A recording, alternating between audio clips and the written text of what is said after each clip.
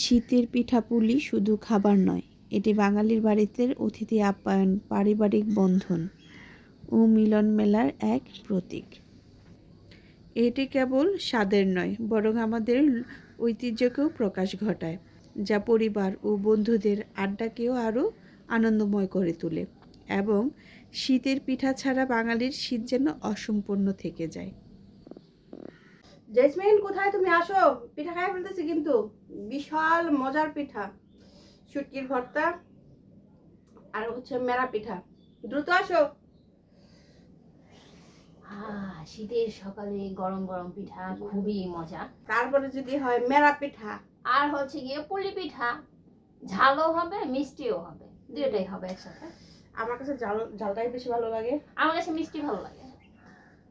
এই জন্য আচ্ছা, কার কোনটা ভালো লাগে সবাই আমাদের একটু জানিও, যে কার ঝাল ভালো লাগে আর কার মিষ্টি ভালো লাগে।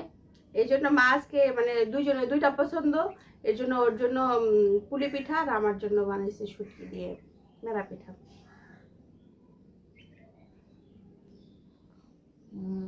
তুই এটা খাই দেখো, বিশাল মজা হয়েছে, ভর্তাটা বিশাল মজা হয়েছে। জানি মজা হবে, ভর্তাটা দেখে খুব লোভনীয় লাগতেছে।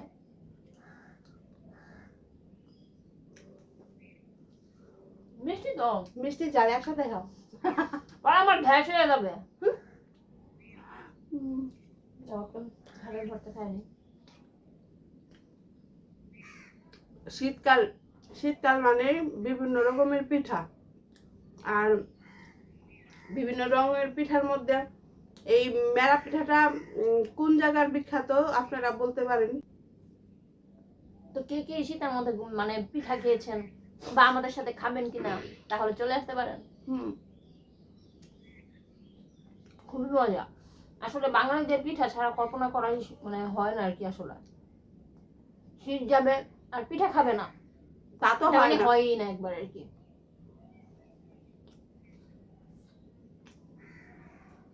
খুবই মজা।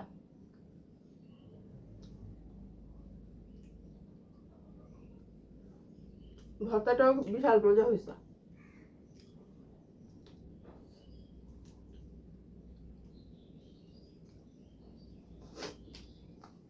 আমি একটা পুলি পিঠা খাই দিয়েছিলাম, কেমন হয়েছে? মজা হয়েছে।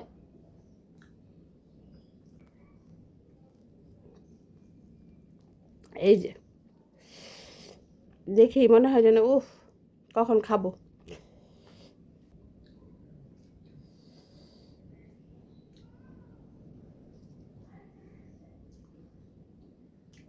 কেমন মজা। আর আমরা পিঠা বানিয়ে আপনাদেরকে খাওয়াবো। দাওয়াত রইল সবার শীতের পিঠার।